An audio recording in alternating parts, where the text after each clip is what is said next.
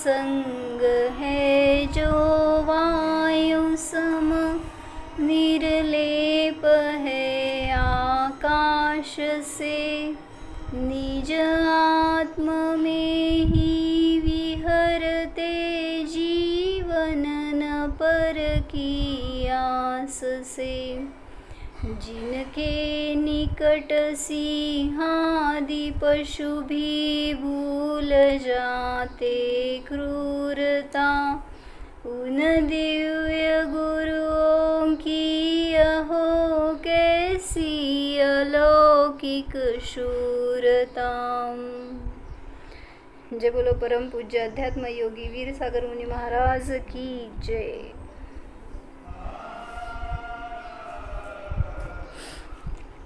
सहज सत्य आनंद की सुलभ कला। परमपूज्य वीर सागर महाराजांनी समयसारची रचना केली, त्याला हे नाव दिलं काय, सहज सत्य आनंद की सुलभ कला।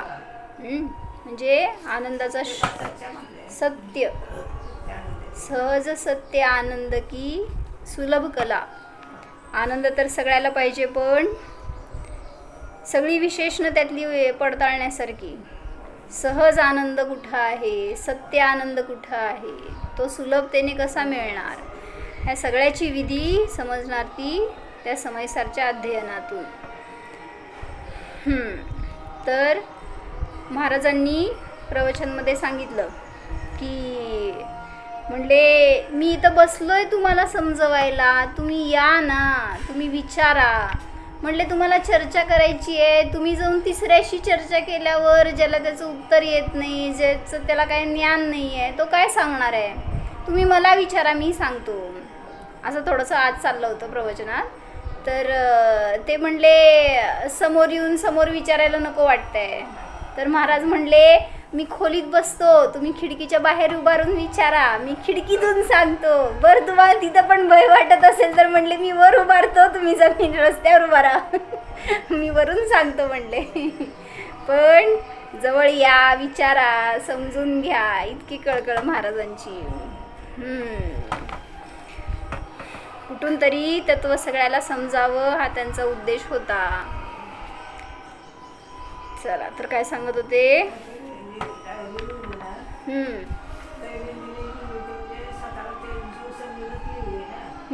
बरोबर बरोबर। त्यांनी काय दैनंदिनी जी लिहिली महाराजजींनी, तर जीव या दृष्टिकोन ठेवून लिहिली, मी जीव आहे हे जाणत लिहिली ती। त्यामुळे ते आहारामधलं असू दे, काय त्यांच्या शारीरिक वेदना असू दे, त्याच्याबद्दल सगळ्याबद्दल गौणता असायची सगळीकडं। काय त्यांनी कधी असं आपल्या सारखं क्षमावली असायची, कुठल्या जीवांना मी दुखावलं, माझ्याकडून आज चुकीचे भाव झाले, म्हणजे सतत ते स्वतःला सुद्धा संबोधित करत होते, स्थितीकरण करत होते। मग तसं आपल्याला पण करायला पाहिजे। आपल्या जीवनात पण आपण किती वेळा कशाय करतो, मोह करतो। मग त्या सगळ्यापासून सुटायचं तर प्रतिक्रमण मनापासून, ज्ञानापासून व्हायला पाहिजे। तर त्याचा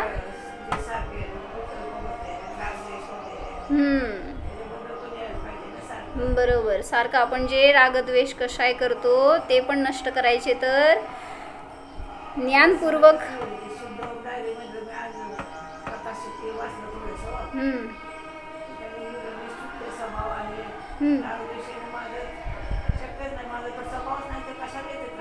बरोबर मी शुद्ध स्वभावी आहे, तर माझ्यात रागद्वेष कुठून येणार, असं महाराजींनी लिहिलं आणि स्वतःला उपस्थापित केलं त्याच्यातून। जेव्हा केव्हा पर्याय बाहेर जाणार तर त्याला ओढून आत आणण्याचा सतत प्रयत्न असायचा त्यांचा। तर पूज्य वीर सागर महाराजांबद्दल पूज्य सुशीलमती माताजींनी काय लिहिलेलं, त्यातलं थोडंसं पार्ट राहिला होता आपला, ते वाचू आपण। धर्मध्यान शिबिराबद्दल लिहिलं होतं की ध्यान की जाज्वल्य मार्गदर्शक तीर्थंकरों की प्रतिमा ध्यान मुद्रा में होकर भी आजकल कई लोग जनमानस में भ्रम पैदा कर रहे हैं कि पंचम काल में शुद्ध आत्म ध्यान ही नहीं हो सकता। मग ज्यांनी कोणी ध्यानाला विरोध केला त्यांच्यासाठी म्हणून सगळी सिद्धी करून दाखवण्यासाठी, प्रॅक्टिकली त्याचं ज्ञान करून देण्यासाठी म्हणून हा एक अनोठा उपक्रम होता. म्हणून ते शिबिर वगैरे जे काही चालवले महाराजजींनी, तर त्याच्यातून हाच बोध करवला की तुम्हाला ध्यानानेच सर्व अर्थाची सिद्धी होणार आहे. तर यात काय लिहिलं वाचते. शिविर के उपरांत घर में भी हर रोज ध्यान करके चिंता मुक्त जीवन जीते हैं. जो कोई ध्यान में बैठते हैं वो घर में भी अपना चिंता मुक्त जीवन जी सकते हैं. जिस ध्यान साधना से भव रोग मिटता है तो ये तुच्छ भाव रोग अपने आप मिट जाते हैं. इतकी ध्यानात शक्ती आहे की भवाची परंपरा नष्ट होती तर इथं काय ह्या भावाचं राहणार. म्हणजे हे तुच्छ भाव सुद्धा सहज नष्ट होणार. इस शिबिर में व्यसन मुक्ति, दुःख मुक्ति आदि साइड इफेक्ट हो जाते हैं. ज्ञान शिबिराने व्यसन मुक्ती होते, दुःख मुक्ती होते, हे साइड इफेक्ट आहेत म्हणते. सुखाची प्राप्ती होती हे मूळ फळ, आणि साइड इफेक्ट म्हणजे हे बाकीचं सगळं सहज होऊन जातं. मूलभूत जानकारी बिना ध्यान संभव नहीं हो पाता. इसलिए कड़ा अनुशासन पूर्वक, अध्ययन पूर्वक ही ध्यान शिविर में शामिल किया जाता है. 10 दिन मौन पूर्वक साधु की तरह शिबिरार्थी शिविर में साधना करके आनंद स्वरूप ध्रुवधाम में क्रीड़ा कर जीवन के अनमोल क्षण आनंदमय बिताता है. विदेशी लोग भी ध्यान शिविर का अनुभव लेकर आनंद कला को प्राप्त होकर कृतार्थ हो गए. हम भी एक बार इसका अनुभव ज़रूर लेकर मानव जीवन की सफलता करें. म्हणजे ध्यानाविषयी महाराजांना जे काही सांगायचं होतं ते आपल्याला आपण स्वतः ध्यान केल्यावर समजणार, आणि तो विषय कसा असतो, त्यातून आनंद मिळणार की नाही हे स्वतः परीक्षण करून समजणार आहे. म्हणून सांगितलं 5 मिनिटं तरी आत्मचिंतन करा.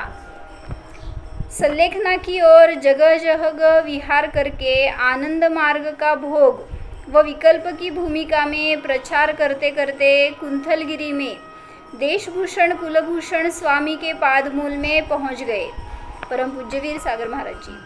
और वहाँ संयम की साधना में शरीर की प्रतिकूलता देखकर अमूल्य ऐसे रत्नमय भंडार का संरक्षण करने के लिए उन्होंने सहज ही यमसल्लेखना धारण की.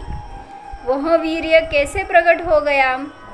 तो जन्म भर ज्ञान साधना, चारित्र आराधना, रत्नत्रय की सर्वोत्कृष्ट आराधना का यह फल समाधि मरण प्राप्ति का अपने आप प्राप्त हो गया. ज्याला आयुष्यभराची साधना आहे त्यालाच ते त्यावेळेस जोर येणार आहे, काय म्हणायचं, बळ मिळणार आहे. नाहीतर यमसल्लेखना काय चेष्टा नाही. काय असते यमसल्लेखना म्हणजे? असं आपल्याला किती सहज वाटतं की नाही. आपण कसं करणार त्याच प्रसंगांमध्ये जेव्हा शरीराची स्थिती इतकी बिघडलेली असणार आहे आणि त्यावेळेस आहार पाणीच दिसत असं दुसरं काय दिसत नाही डोळ्याला. मग तिथं सोडा वाटणार का आपल्याला? हो म्हणा की नाही म्हणताय? नाही, पण पुन्हा पुन्हा असं वाटत दोन्ही अर्थाने झालं तर तसं सोडा वाटत नाही. आपण आपल्यावर संस्कार करायचे. आपण काय करणार आपल्याला ठरवायचं आहे. आपण आता ज्ञान झालंय तर आपल्याला सुधारणा करायची आहे, म्हणून आपल्यासाठी सगळं बघायचं. समाधि मरण प्राप्ति का अपने आप फल प्राप्त हो गया. क्योंकि रत्नकरण श्रावकाचार में भी कहा है कि सल्लेखना कधी घ्यायची? उपसर्गे दुर्भिक्षे जरसिरुजायां च निप्रतिकारे धर्माय तनुविमोचन माहु सल्लेखना मार्याः. पाठत काय? होय, सांगा अर्थ काय? हां, उपसर्गामध्ये दुर्भिक्ष म्हणजे दुष्काळ पडला असेल. कधी सल्लेखना धारण करायची? तर हे कंडिशन्स आहेत. उगीच तुम्हाला वाटली म्हणून तुम्ही उठला आणि घेतला असं चालणार नाही. त्याला पण दोष सांगितलं शास्त्रामध्ये. उपसर्ग झालाय जो निवारण करू शकत नाही असा अनिवार्य उपसर्ग झाला. दुर्भिक्ष पडलं. जरसी रुजायांच्या निप्रतिकारे, वृद्धापकाळाला रोग प्राप्त झाला ज्याला तुम्ही दूर करू शकत नाही आहे. धर्माय तनुविमोचनम, धर्मासाठी म्हणजे धर्मरक्षणासाठी, स्वतःच्या स्वभावाचं रक्षण करण्यासाठी म्हणून तनुविमोचनम म्हणजे सल्लेखना, शरीराला सोडण्याचा उपदेश आहुहू म्हणजे सांगितला. त्याला काय म्हणलं? सल्लेखना. असं आर्याहा आहुहू, आर्य लोकांनी सांगितलेलं आहे. अनिवार्य उपसर्ग, दुष्काल, वृद्धापकाल और रोग प्राप्त होने पर रत्नत्रय धर्म के रक्षण के लिए शरीर का जो त्याग हो जाता है उसे ही मुनि सल्लेखना कहते हैं. असं कसं डोक्यावर घ्या. शरीर की तीव्र प्रतिकूलता में भी इस आगम आज्ञा का ख्याल होने से पूज्य महाराज जी ने वीर मरण की ओर कदम बढ़ाए. शरीरामध्ये तीव्र प्रतिकूलता असताना स्वतः निर्णय घेतला की त्या व्रताचं निर्दोष पालन होण्यासाठी मला आता सल्लेखना घेणंच आवश्यक आहे. कारण त्यांच्या पायातली शक्ती कमी झाली होती म्हणले. पाय उचलता येत नव्हता किंवा काय, पायाला पण थोडा अर्धांगवायू आल्यामुळं उभारून आहार कसं घेणार, त्यामुळं त्यांनी एवढा मोठा निर्णय घेतला. आज तक रत्नत्रय ग्रहण न करने से संसार में संसरण हो रहा है. इस संसरण से मुक्ति दिलाने वाली रत्नत्रय धर्म ही है, तो इसका निर्दोष रक्षण करने में दत्तचित्त साधक की सहज सल्लेखना हो जाती है. जो स्वभावामध्ये सतत दक्ष आहे त्याला बहिरंगामध्ये सल्लेखना घ्यायचं म्हणजे त्याचं बर्डन नाही वाटत, भय नाही वाटत. वैसे तो मरण के दो प्रकार है. कौन से? आणि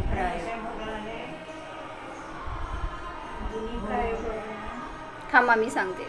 भाव मरण और भव मरण. भाव मरण यानी हर समय की पर्याय छूट ही रही है, और भव मरण यानी अंत्य समय में जीव से शरीर का वियोग होना. आपण त्याला आवीची मरण म्हणतो ना, प्रति समयाला जे, त्यालाच भाव मरण म्हणा. जे प्रत्येक समयाला तुमची पर्याय नष्ट व्हायला लागली आहे त्याच्यात पण तुमचा अंत होतोय. कारण ही पर्याय मी नाही भोगली तर नष्ट झालीच किती. त्यात जगलो तर जगलो, नाही तर मेलोच. ज्या समयात आपण आपल्या आत्म्याला जाणलो तोच समय जिवंत आहात तुम्ही, नाहीतर सगळ्या पर्यायात जिवंत आहे का मेलेले आहेत. ज्याला स्वतःचा जीव समजला तो जिवंत. भव मरण यानी अंत्य समय में जीव से शरीर का वियोग होना. साधक तो हर समय होने वाले भाव मरण में सत ज्ञानानंद स्वभाव के संस्कार करता है. तो जैसा चिंतन वैसी पर्याय इस न्याय से सत ज्ञानानंद स्वभाव में रम जाता है, चिदानंद में केली करने लगता है, उसमें ही खेल में कूदने दौड़ने लगता है, तो समाधी मरण प्राप्त करता है. म्हणजे इतकं सहज जीवन जातं त्याचं. कोणाचं? ज्याला आपला स्वभाव समजला, जो सतत त्याच्यामध्ये रमतोय, तर सहज तो काय म्हणायचं, हसत खेळत गेला म्हणता ना तुम्ही, तसं हसत खेळत काय स्वतःमध्ये केली करत गेला. म्हणजे त्याला बाहेर त्या शरीराचं प्रतिकूलता नाही किंवा कुठलं दुःख नाही आलं. समाधी मरण यानी सम अधिक अधिक मरण.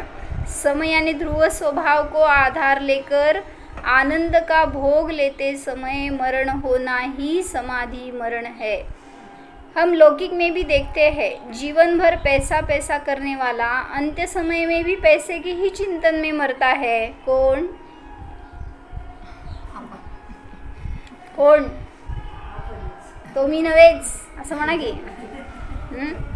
मिथ्या दृष्टी जीव आहे तो, एक पैसा उपलक्षणात्मक, बाकीचं सगळं समजून घ्या. ज्याच्यामध्ये जीव अडकला तो शेवटच्या समयाला जवळ पाहिजेच. म्हणून उलट शेवटच्या समयाला आपण एकटे असावं हे भाव करायचे. कुठेतरी त्यागींच्या, मुनींच्या, जिनेंद्र भगवंतांच्या सानिध्यात राहावं हे भाव करावे. जीवन भर घर का चिंतन करने से अंत्य समय में उसके कंठ में घर घर शुरू हो जाती है.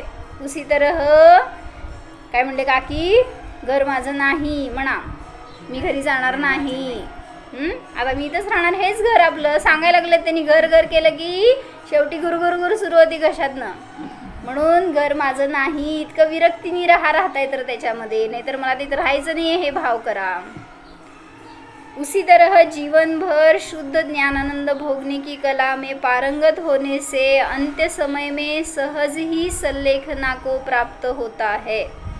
सल्लेखना यानी सत अधिक लेखन, सत्स्वरूपी ज्ञानानंद स्वभाव के संस्कार करना निश्चय अंतरंग सल्लेखना है। और अनशन स्वरूप आत्मा में डूब जाने से बहिरंग कषाय व शरीर अपने आप कृश हो जाते हैं, यह व्यवहार सल्लेखना हो जाती है। काय कळलं सांगा? 2 सल्लेखना सांगितल्या, कुठल्या कुठल्या सल्लेखना विचारल्या? आत्ता वाचलेलं सांगा मला. कोण माझ्याबरोबर नाही आहे तुम्ही? अंतरंग सल्लेखना आणि व्यवहार सल्लेखना ते मरण झाले. आता सल्लेखना 2 सांगितल्या. काय सल्लेखना म्हणा, पण त्यांनी असं घेतलं अंतरंग सल्लेखना आणि व्यवहार सल्लेखना. अंतरंग सल्लेखना म्हणजे सत्सलेखन करणं, स्वतःला सतत सतरूप जाणणं, हे सल्लेखना आहे अंतरंग. ते संस्कार करणं, त्याच्यामध्येच लीन राहणं ही अंतरंग सल्लेखना. आणि अनशनपूर्वक बाहेर कषायाची आणि शरीराची कृश अवस्था होत जाणं, ह्याला म्हणायचं व्यवहार सल्लेखना. काय म्हणले? म्हणजे दोन्ही त्याच्यातच घेतल्या व्यवहार सल्लेखनेमध्ये. काय सल्लेखना आणि कषाय सल्लेखना, आणि अंतरंग सल्लेखना दुसरी सांगितली. म्हणजे 3 झाले प्रकार असं म्हणा. कषाय सल्लेखना आणि काय सल्लेखना बाहेर आहे, सगळं व्यवहारामध्ये येणार. आणि निश्चय सल्लेखना म्हणजे आत्म्याचं वेदन, अंतरंग सत्सलेखन. एक बार निश्चय सम्यक दर्शन पूर्वक समाधि मरण करने से उसका संसार अल्प रहा, यानी वह निकट भव्य है. सुख दुख रेखा कर्म की टाल सके न कोय, ज्ञानी काटे ज्ञान से मूर्ख काटे रोय. करा ट्रांसलेशन. सुख दुख रेखा कर्म की टाल सके ना कोय. कुठं आहे रेषा? हात पुढं करा. कुठं आहे? सुख दुख रेखा कर्म की दिसतीये का काय बघायला? त्यात सुखाची रेषा कुठली, दुःखाची कुठली हो हातात? काय नाही. कुठल्याही रेषेत दुःख नाही आहे आणि सुख नाही आहे. कुठे आहे दुःख सुख? आपल्या परिणामात. कधी परिणामात आहे आपल्या. पण त्याला भोगलं की सुख आणि दुःख आहे. नाहीतर ते कर्म काय तुम्हाला सुख देणार आहेत का दुःख देणार आहेत? सुख दुःख रेखा कर्म की टाल सके न कोय. कोणीच टाळू शकत नाही. म्हणून तर म्हटलं तीर्थंकरांना सुद्धा कुठं उदय सुटले तो. सगळ्यांना ते कर्म उदयाला येऊन फळ देऊनच गेलेत. त्याला भोगायचं का नाही हे तुमच्यावर आहे. आपण त्याला भोगत राहतो म्हणून आकुलित होतो. ज्ञानी काटे ज्ञान से. त्या कर्मांची रेखा कोण कसं काढतो? ज्ञानाने काढतो तो ज्ञानी. आणि जो रडत काढतो तो मी. म्हणजे तो अज्ञानी आहे. म्हणून माताजींनी सांगितलं याच्यामध्ये की महाराजींनी शिकवलंय आपल्याला ज्ञानाने कर्माची निर्जरा होते. तुम्हाला बाहेरच्या कुठल्या क्रियेनी नाही किंवा रडत बसल्याने निर्जरा होत नाही. शुभभावाने निर्जरा होते का नाही होत? काल मला एकाने प्रश्न विचारलाय असा. म्हटले त्यांना कोणीतरी सांगितलं असं की शुभ भाव केला तर अशुभ नष्ट होतात की. कुठे आले तुम्ही मंदिरात जायला लागला, काय तुमचं स्वाध्याय ध्यान करायला लागला तर अशुभ संकट नष्ट झाले असं दिसतंय. मग काय म्हणायचं?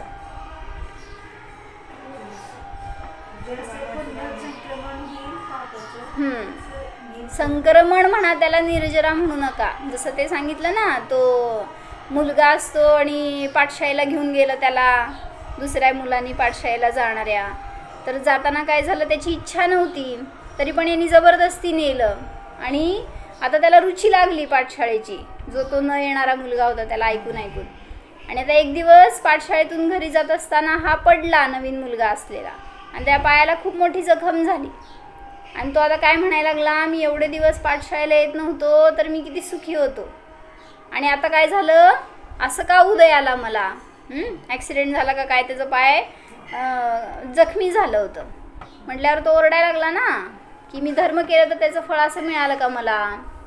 मग त्याला सांगितलं अशुभाचं संक्रमण झालंय. जे तीव्र उदय येणार होते ना, ज्या खड्ड्यात त्याचा पाय पडला होता तिथं सर्प होता, तो जाऊन हा मरणार होता.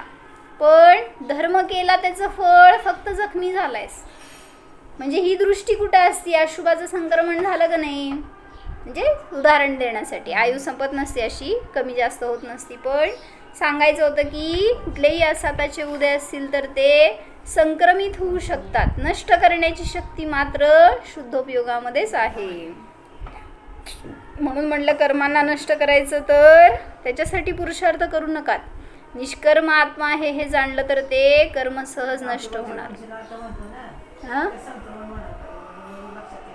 काय काय हा शुभ विषय कशाय वंचनार्थम.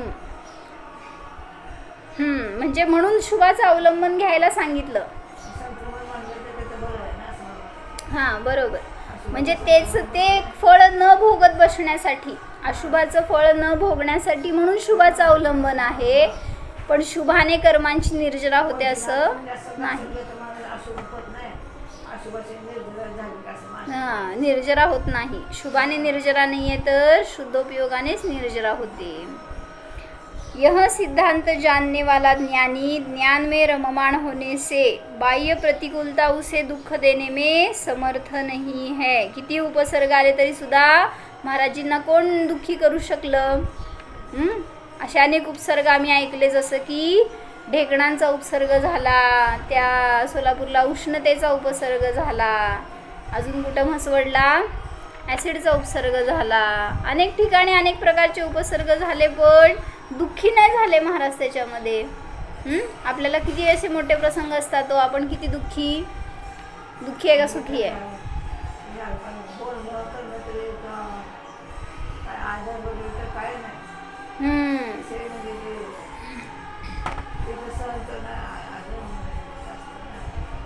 म्हणजे बोलणं करणं नाही म्हणजे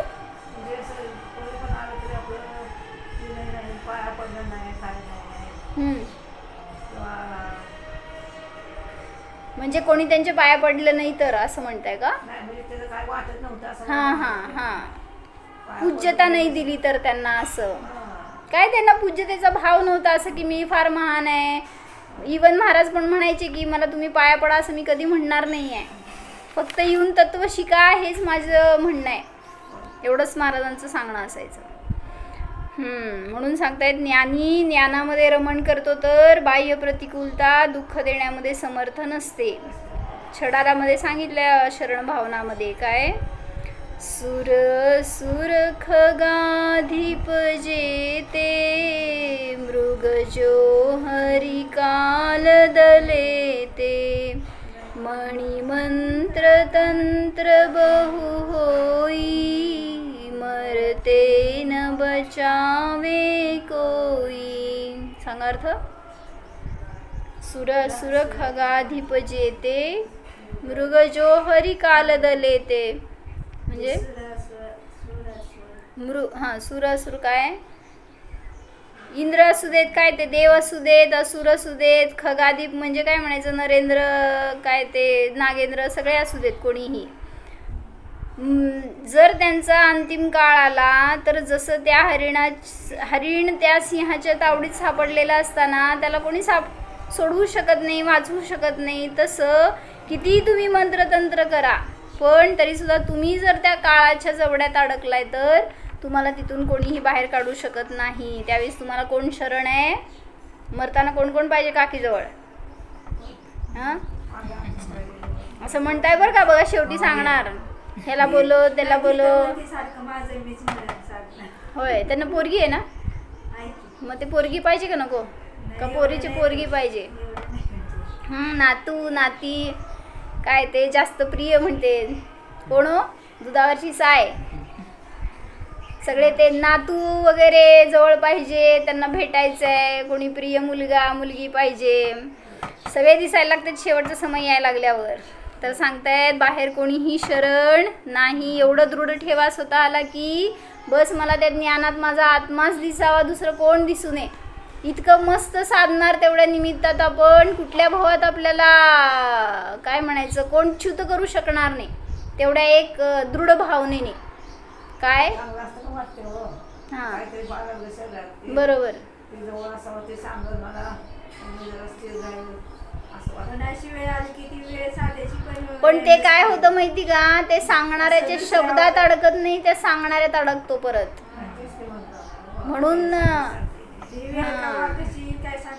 आता आपण म्हणतो पण तेच म्हणते त्यांनी, चांगलं असताना आपण सगळं करतो हे, पण जेव्हा परीक्षा येते ना, शरीरावर संकट आलं, रोग व्हायला लागलं, मरणाची समोर वेळ दिसायली तर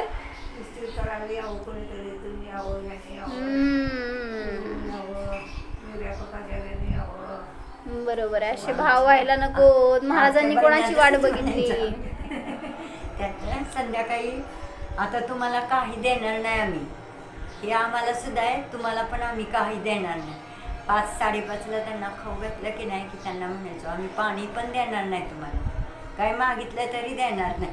असं नाही म्हणायचं, असं म्हणायचं की तुम्हाला तर सगळ्याचा त्याग आहे, तुम्ही ज्ञानपूर्वक सोडा. देणार नाही म्हटल्यावर काय होतं माहिती का, हे मला देत नाहीत, त्यामुळं असं स्थितीकरण करायचं त्यांना. मग ते मागितलं तर आता तुम्हाला, हा तेच ना, आपण असं त्यांचं स्थितीकरण करायचं की तुम्हाला आता त्याग आहे, तुम्ही चांगलं व्रत पालन केलेले आहात, तुम्हाला दोष लागू नये असं आपण चर्या करणार आहे, त्यामुळं आता खाणारा पिणारा नाही हे वेदन करा. देणार नाही म्हणलं की तेच म्हणून बसतेत मग. म्हणून म्हणजे त्यावेळेस अशी तीव्रता असती, कशाय असतात. हा असं मग तुमच्याशी द्वेष झालं तर येतात परत भेटायला. म्हणून हा परत इतर सगळे लोक पण म्हणणार हे देतात तर ते म्हणतात तर देत नाही. नेम दिला असं म्हणायचो आम्ही पण. होय बरं नेम दिलाय तुम्हाला आता आम्ही, असं हे नकोय म्हणायला. बरोबर चालतंय, चांगलं बोलला असणार आहे तुम्ही, फक्त मला सांगताना कळलं नाही मला, आम्हाला म्हणजे मला तर ते कळलं नाही. असं आता नेम दिलाय तुम्हाला, आता देणार नाही तुम्हाला काय, असं नकोय म्हणायला. आता ते तुम्हाला आता तुम्हाला घ्यायचं नाहीये काय, तुम्ही आता चांगलं उत्कृष्ट चारित्र्य पालन करणार आहे. त्यांना आत्म्याची ओळख द्यायची म्हणजे बहिरंगामध्ये लक्ष जात नाही. तुम्ही पुष्कळ पाळता, तुम्ही खूप केले असं आम्ही म्हणायचो त्यांना, पण ते त्यांना काय व्हायचं, मागायच्या त्या असते. सगळे उदय एका वेळी येतात, जेव्हा अंतिम समय येतो ना, जेवढे राहिलेले कर्म असतात ना या भवातले या भवात फेडण्यासारखे अनेक असतात असे कर्म, त्यामुळे त्यावेळेस इतकी अस्थिरता असते, इतके तीव्र उदय असतात ना, तिथं दृढ राहणं फार महत्वाचं असतं. म्हणूनच ते सांगतायत की चांगलं असताना आपण काय सगळ्याला हो म्हणणार आहे, जेव्हा ते उदय येतात ना त्यावेळेस विचलितता होते. म्हणून त्या समयासाठी हे संस्कार करायचे आहेत, नाही तर ज्ञान नाही असं नाही आहे आपल्याला, पण तरी सुद्धा त्याला ठोके देत राहावं लागतं. आणि हे काम केलं महाराजजींनी. ते इतरांना तर सांगत राहिलेच, पण स्वतःला किती उपस्थापित केले चांगलं. आणि त्यांच्या त्या समयांमध्ये त्यांनी स्वतःसाठी स्वयं आधार होते. तर सांगितलं शरण भावनेमध्ये, जैसे सिंह के पंजे से हरिण को बचा नहीं सकते वैसे ही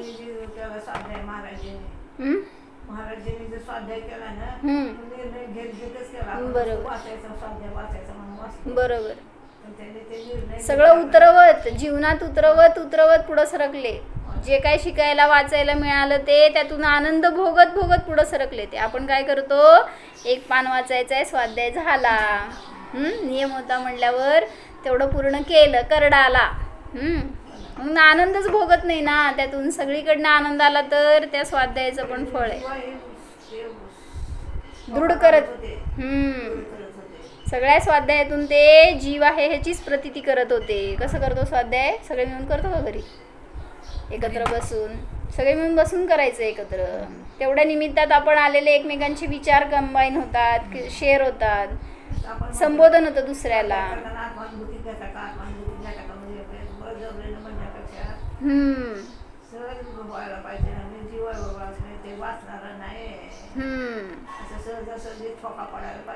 बरोबर, सहजतेने आपल्याला निर्णय झाला तर आनंद आहे.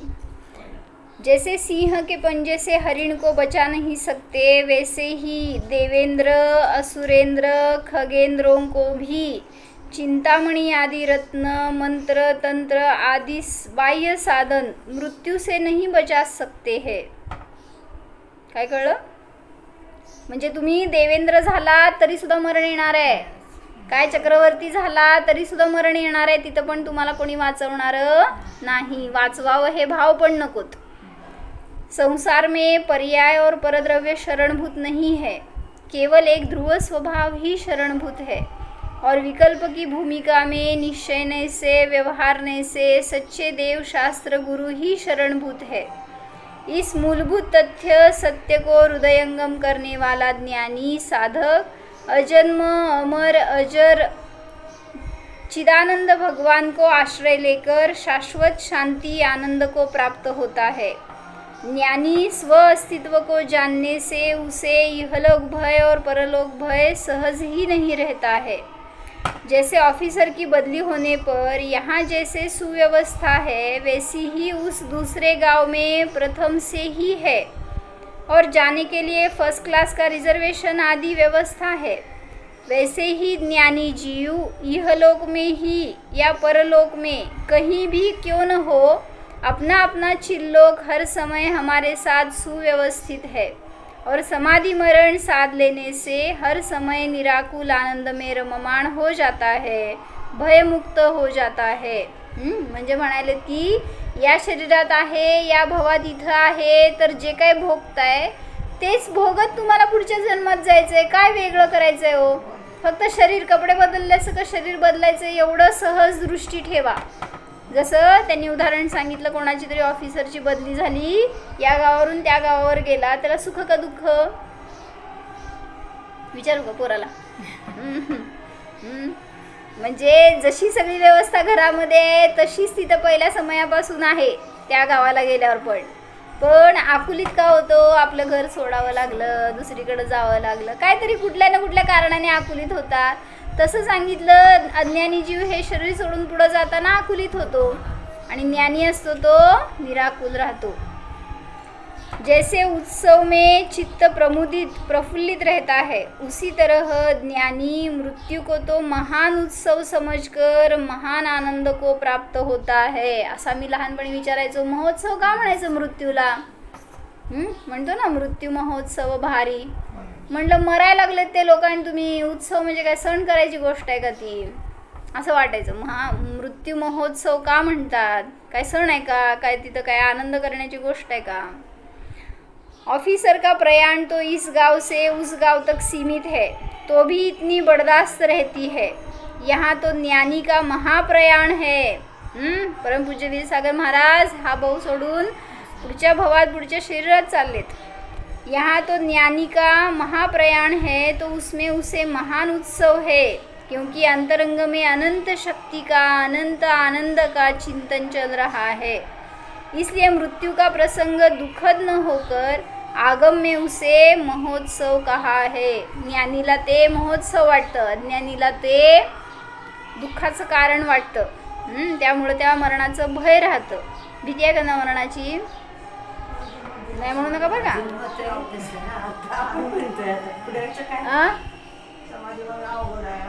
अवघड आहे म्हणतो। मरण आलं तर समोरून उभारलं तर, समजा म्हणला असं येत नाही यमराज, पण येऊन उभारला आपल्या दारात, चल म्हणला तुला नेतो, काय होणार हो परिस्थिती तिथं? काय मरणाची भीती वाटते का नाही? किती भीती वाटते का? कारण शरीराला मी मानलंय म्हणून। मग हेच तर तोडायचे आहेत ना संस्कार। महाराजांना का नाही भय वाटलं असेल? विचार करा की काय शरीराची कंडिशन होती, जवळपास कोण आहे का काय करणार आहे, कोणी जरा बोललं ना तरी पण तुम्हाला छान वाटतंय, काय दुखतंय का रे, बरं आहे का रे, असं म्हणलं तरी तुम्हाला एक दिलासा वाटतो। महाराजांना कोण तसं बोलणारे होते हो? न कोणाची अपेक्षा सुद्धा होती, कोणी येऊन जवळ बोलावं, कुरवाळावं, औषध पाणी करावं, काय त्यांना इच्छा? कसे असणार ते त्या वेदनांमध्ये सुद्धा? बस मीच एकटा माझा आहे, बाकी कोण नाही आहे इथं माझं, इतकं दृढ वेदन होतं चाललेलं। त्यामुळं तिथं काय ते मरण येऊ दे नाही तर राहू देत, जाऊ देत, काय त्याच्याविषयी आकुलता नव्हती, सतत आनंदाचाच वेदन चालू होतं। इसलिए मृत्यु का प्रसंग दुखद न होकर उसे महोत्सव कहा है और उसका प्रात्यक्षिक कुंथलगिरी में आए हुए दर्शनार्थी को प्रत्यक्ष देखने को मिला है। सनस्ट्रोक से होने वाली असह्य वेदना सह्य बनाने के लिए डॉक्टर लोग उस पेशेंट को तो विशिष्ट इंजेक्शन देकर बेसुध रखते हैं और उपचार भी चालू रहते हैं। यहाँ तो यह परम तपस्वी राज अपने ध्रुवधाम में इतना मस्त है कि कौन सा दवा, कौन सा उपचार चालू न रहने पर परम शांत मुद्रा में ध्यान मग्न है। कई डॉक्टर ने तो यह भाव प्रकट किया कि यह तो आज के विज्ञान के लिए आह्वान है कि इतनी तीव्र वेदना में भी ध्यान के साधन से इतनी शांति प्रकट हो जाती है। और महाराज जी की आनंद मग्न दशा हर एक व्यक्ती डॉक्टर देखकर दंग रह जाते थे।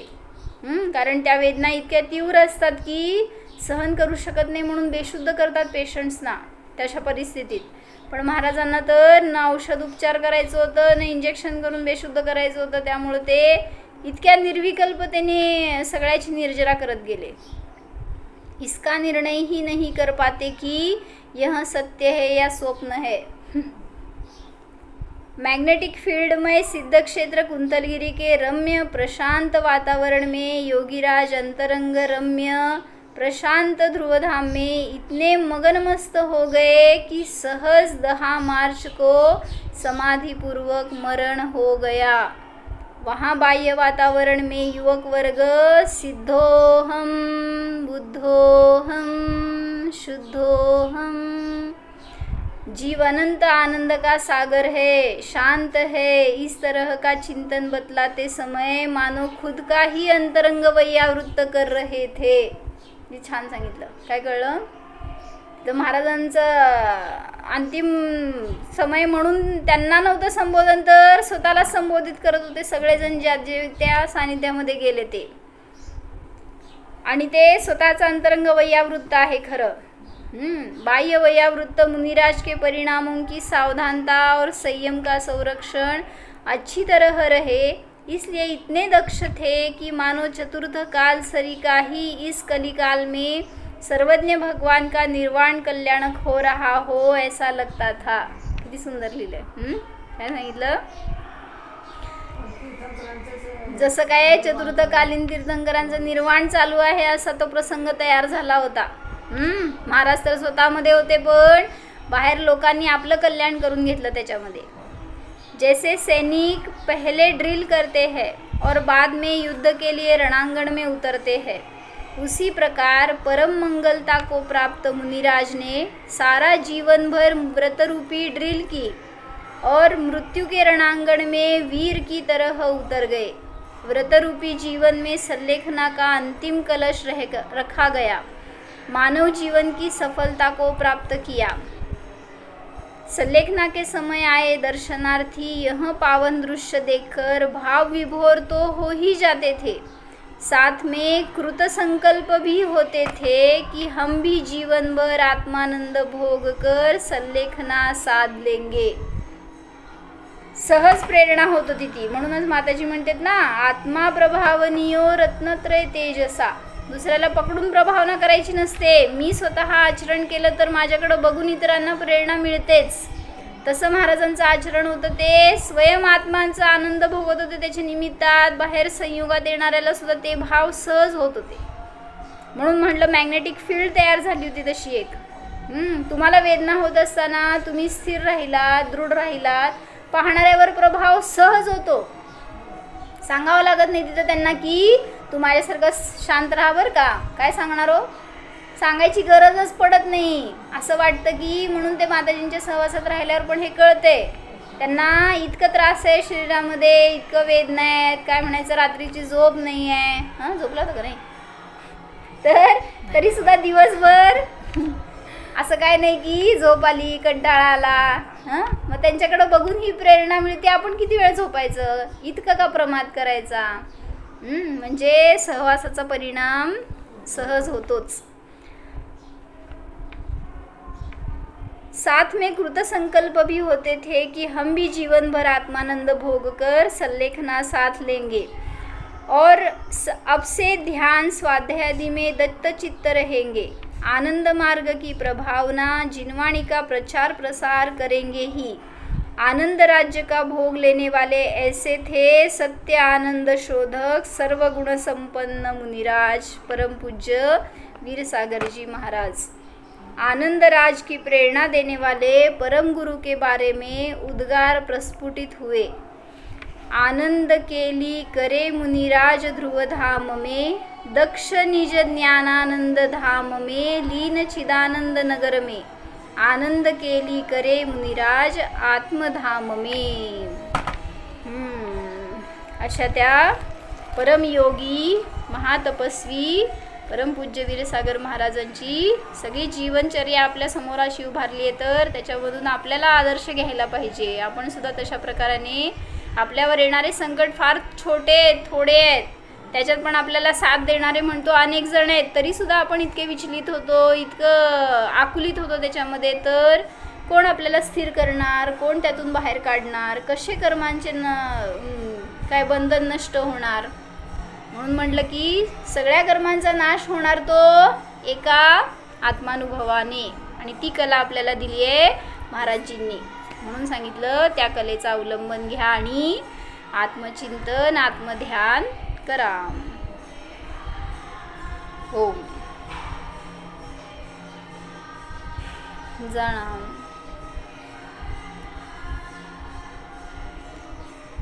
ध्रुव शुद्ध निज आत्मा जाणा. या आत्म्याला मरण नाहीच, या आत्म्यामध्ये वेदना नाहीतच, रोग नाही, पीडा नाही, कष्ट नाही, आकुलता नाही. स्वतःला या सर्वापासून अस्पर्शी जाणा, भिन्न जाणा.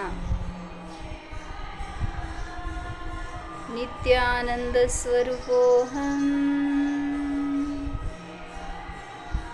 चैतन्य स्वरूपोहम, जीवोहम.